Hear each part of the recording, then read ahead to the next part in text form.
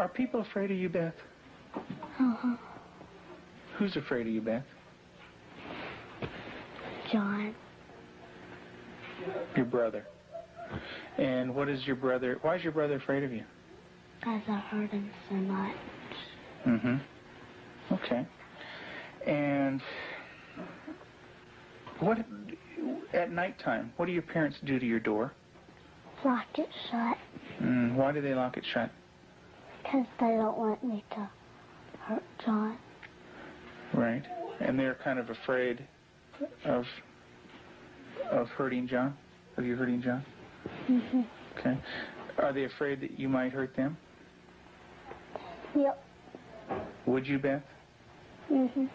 When would you do it? Nighttime. Okay. Why would you do nighttime?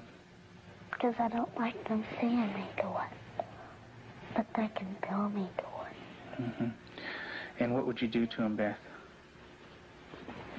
Stab him. Okay. What would you stab him with? A knife. The program you are about to see was compiled from the actual therapy tapes of Dr. Ken McGidd, a clinical psychologist specializing in the treatment of severely abused children. Children so traumatized in the first years of life that they do not bond with other people. They are children who cannot love or accept love. Children without conscience who can hurt or even kill without remorse. This film shows the devastating effects of abuse on a child. It also shows that victims can be helped. It is the story of a 6.5-year-old girl named Beth. Do you ever stick pins in people? Mm-hmm. Who? My brother. Okay. Do you do it a little bit or a lot? A lot. Okay. And what are you trying to do to your brother? Kill him. Why do you want your brother to die? Because I was hurt so bad, and I don't want to be around people. Okay. Who else would you like to stick pins into? Mommy and Daddy. What would you like to have happen to them? Die. Jesus couldn't have lived to save Israel, yet he chose to die to save the world. Tim is the minister of a small Methodist church in the South. He and his wife Julie have been married for 12 years. Jesus didn't say Unable to have children of their own, they decided to adopt. In February of 1984, they received a call from the Department of Social Services telling them they had 2 children available for adoption. They were told that Beth, 19 months old, and her brother Jonathan, 7 months old, were normal and healthy. We did not need children to make our lives complete. We felt secure in ourselves and secure in our relationship, but we wanted to share that with somebody else, and we felt like we had a lot to pass on to a child, and that was what we really wanted to do. And when the phone call came, it was like, at last it's here. And it seemed like a miracle. It had happened so quick. We'd heard of couples having to wait 5-10 years on a child, and here we had 2 young children. It was like the answer to our dream. Their dream became a nightmare when they realized that Beth and Jonathan had severe emotional problems. We had the kids with us, Beth and her younger brother John, for probably a couple of months until we began to learn something about their background and their past. And when we learned it, some things seemed to fall in place about her behavior and John's behavior. From several sources, we discovered that they didn't have enough food to eat. That perhaps even Beth went all day maybe with just a box of Kick cereal.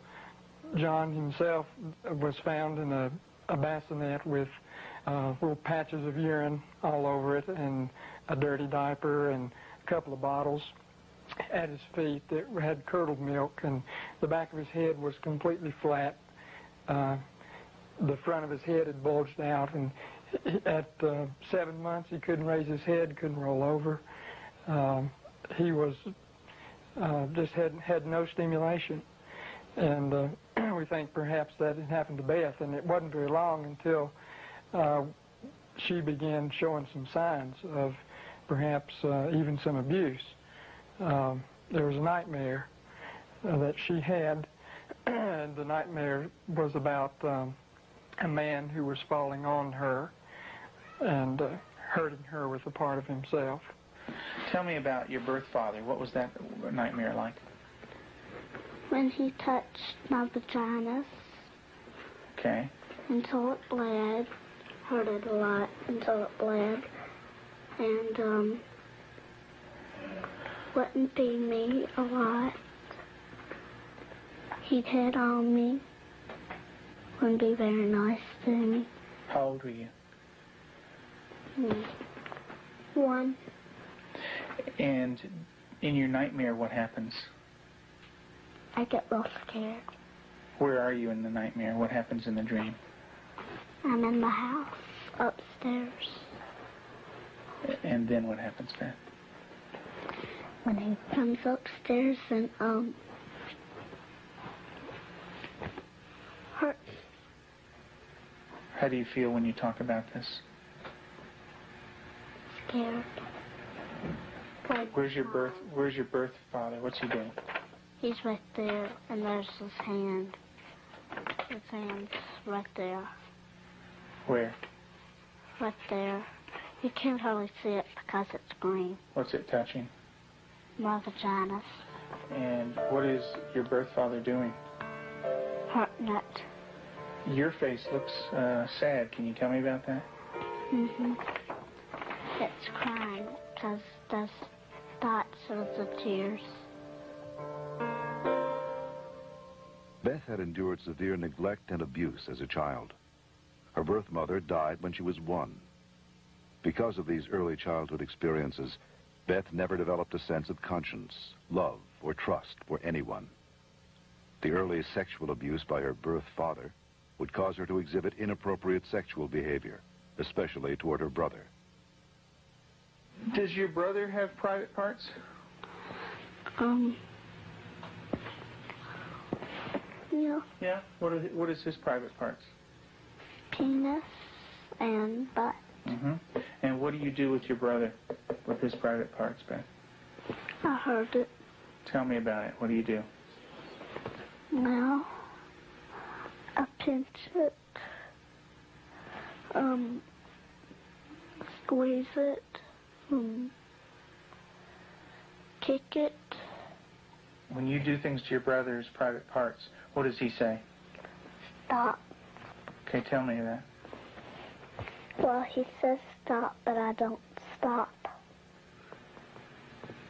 Do you hurt him? A lot. Okay.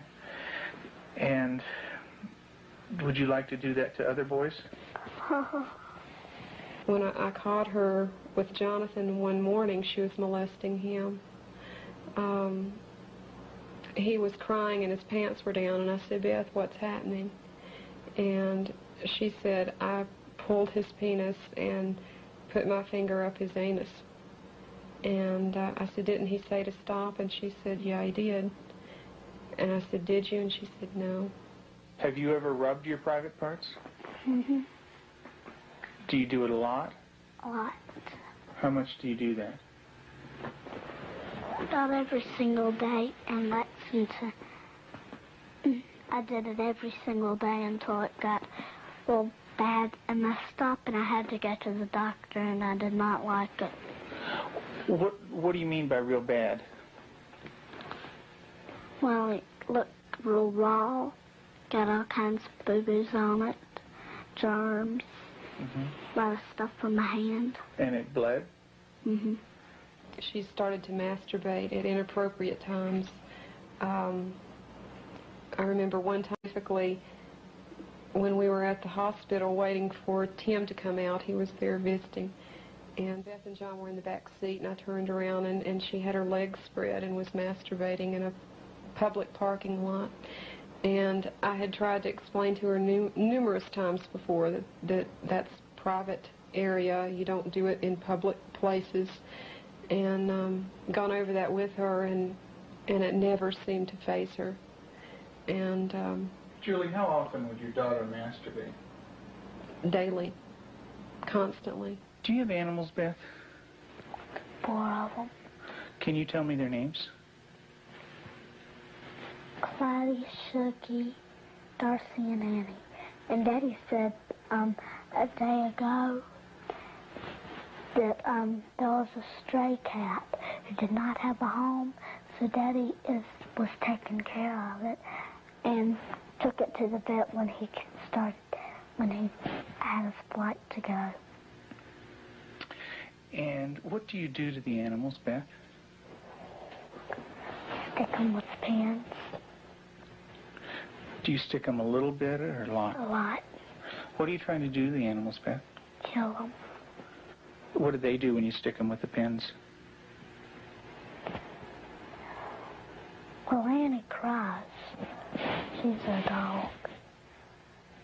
She got baby birds down out of the nest, and we thought maybe she was just curious. So we explained that she could hurt them, put them back, and went through a whole sitting down and talking to her about the problem of it. And the next day we went out to check the baby birds, and they were on the ground dead with their necks broken. Let's talk about what happened once when you were smaller, when you found some baby birds in a tree. What did you do then? I took them out. Mm-hmm. And what did Mom say to you? That the mother will not come back if somebody touches her baby. Mm-hmm. Are the baby birds kind of small? Can you describe them for me? Well, they don't have their eyes open, but they can hear me, and they look up. Are they kind of helpless? Little baby birds? Can they fly? No. Can they run away?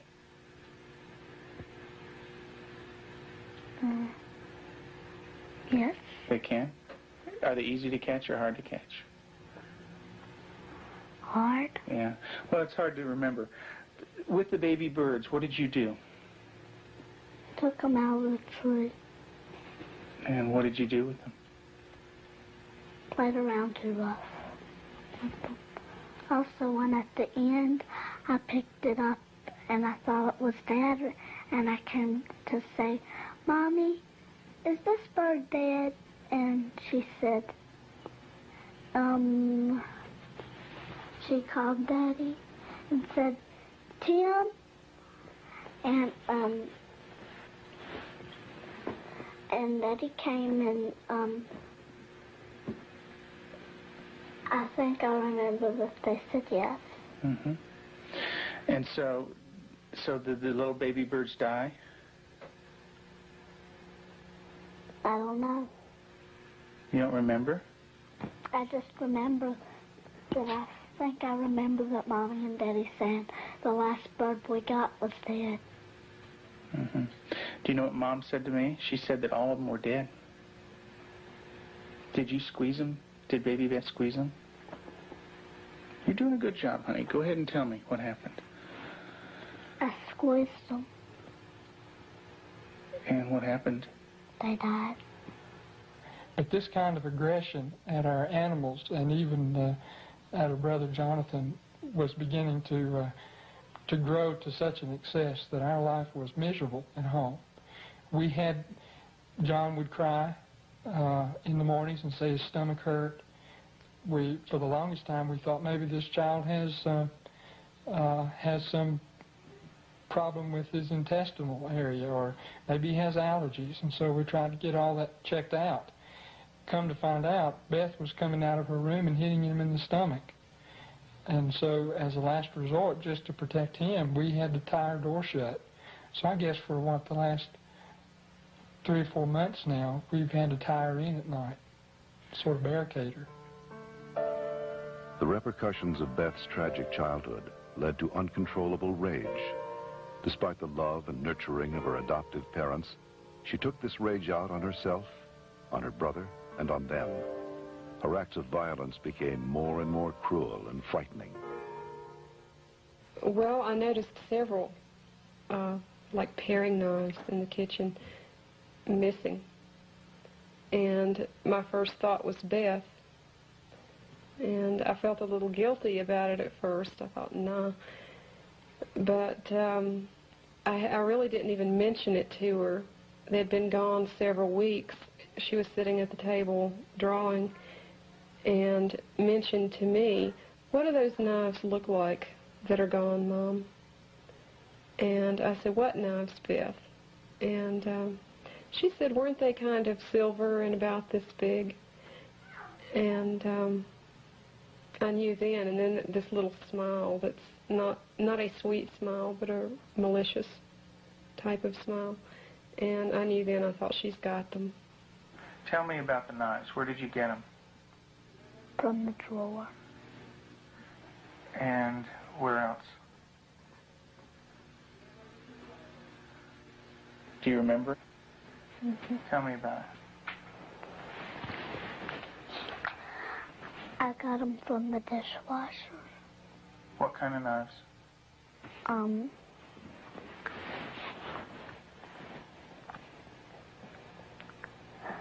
Big sharp ones.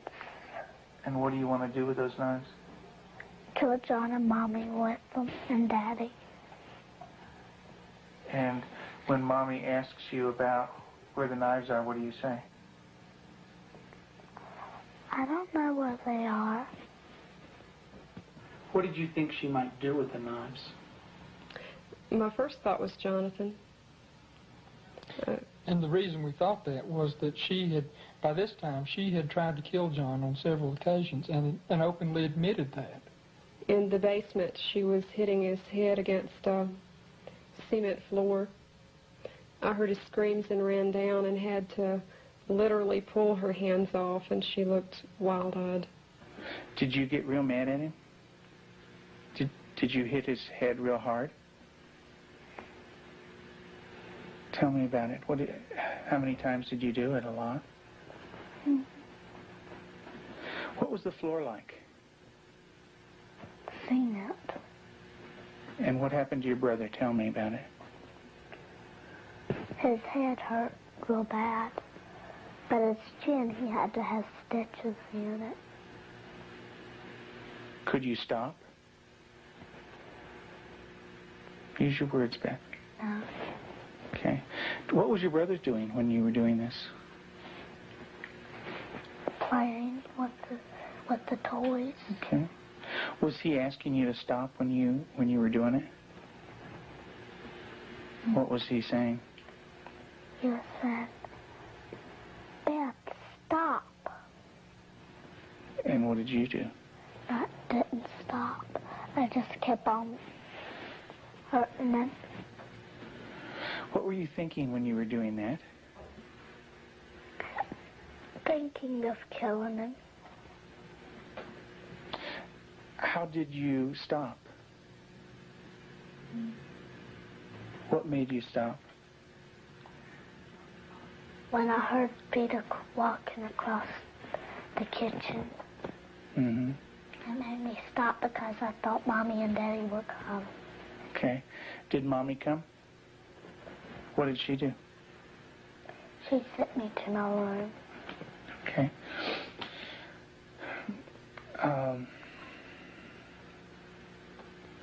And what if Mom didn't stop you? What would you have done? Kept on doing it. And what about... After evaluating the extent of Beth's psychological problems, Dr. McGidd felt that for the well-being of the family, Beth needed to be temporarily separated from them. In April of 1989, her parents brought her to a special home with an expert at raising children with early attachment disorders, especially children who are dangerous to themselves and others. I have children that have killed numerous times. Cold-blooded family members, neighbor children killed them. And they can do it. Makes my blood run cold just thinking about 9 years old. People don't think a 9-year-old is capable of cold-blooded murder, but they are. That attachment break does severe damage to the heart, the ability to care and the ability to love. they don't care and they don't love, they're capable of anything. We're very strict about everything. Everything is completely monitored. We take complete control because a child who's unattached does not trust. And because they don't trust, they don't allow anybody to be boss of them. So we take complete control. They are not boss of anything. They have to ask to get a drink of water. They have to ask to go to the bathroom. They have to ask to leave our sight. Part of that is because we cannot trust them because of the damage that they've done before. Beth, would you like to say grace, please? Dear Heavenly Father, thank you for this good day and everybody doing good. In Jesus' name, amen. Amen. Amen. They believe that they're evil. They believe they're from the devil. They believe that they are not a person of value. And we have to change that, and we have to build that from a child who's nothing, who's a bad kid in their own mind, to a child who's valuable and loving, and they see themselves as that.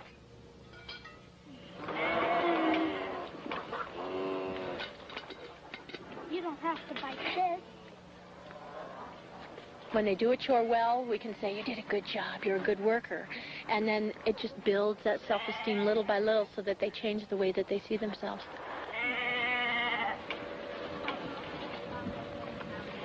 Several months into treatment in this controlled environment, Beth had made progress, and her therapist decided to loosen some of the controls. Anybody wants some more? I can. Beth continued to show signs of improvement. She began to develop a sense of right and wrong. She seemed to respond to affection, was more outgoing. Gosh, you don't have to like. She went to public school, made friends at the local church, and even sang in the choir. And you're going to go into Sunday school again this morning? Yeah. And get stickers? Maybe you could put one on your nose. In the years you made it clear that the time of Christ was near, though the people couldn't see what Messiah ought to be, though your word contained the plan, they just could not understand. That's Elijah? Mm-hmm. Yeah, it's a beard. See his beard.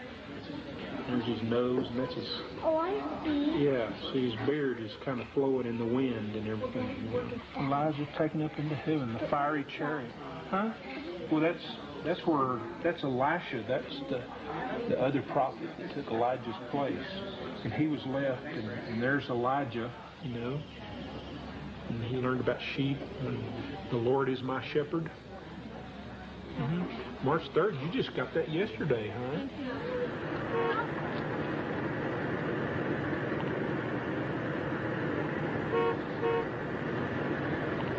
In the beginning, we couldn't trust her with anything. She was locked up at night. We had alarms on the door at night so she wasn't sneaking around doing things with the other children.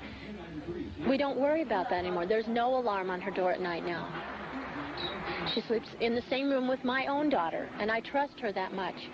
She brushes the dogs, and I trust her that much. Because she has earned that trust. She's learned it. She has a heart, and she has a love inside, and she feels bad when she does something now. In the past, because she didn't have a conscience, she didn't feel anything when she did something bad. There was just no feeling there. And now she does feel bad, and it shows in her face. I believe that Beth can make it. She's got a really bright mind. She's got a good heart now, which has done a lot of healing. She's got a really super set of parents. They're powerful, they're knowledgeable, they're motivated. She's done a lot of good work with you in therapy, with Cannell and with myself. She wants to heal, and that's the #1 key. And she wants to heal because she has a family that really cares about her, and she wants to be with them. Do you know where that anger came from? That's when my birth dad hurt me. I had it all inside, and I remembered it, and I started doing it. And what did that do when it was inside you? It made me want to hurt people really bad. And who did you hurt? My brother, my mom and dad, and animals. And animals. Who did it hurt the most? My brother. Who did it hurt the most? Me. Why don't you tell me that? It hurt me the most. How did it hurt you the most? Because when I hurt other people, I'm hurting my good self. How do you feel right now, Beth?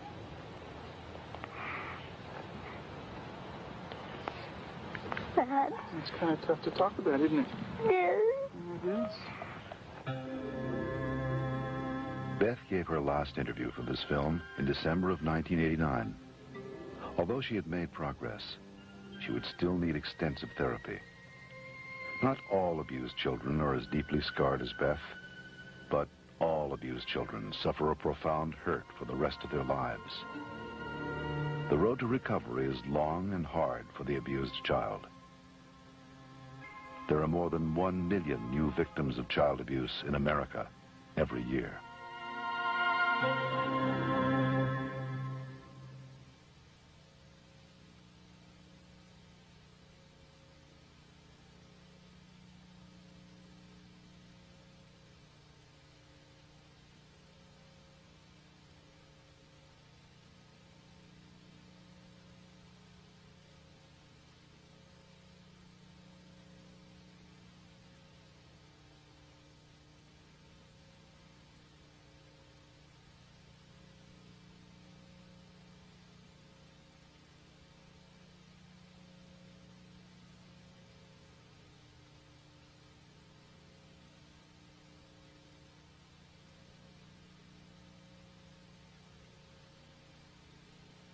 For further information on the prevention of child abuse, write the National Committee for Prevention of Child Abuse, Post Office Box 2866, HBO, Chicago, Illinois, 606.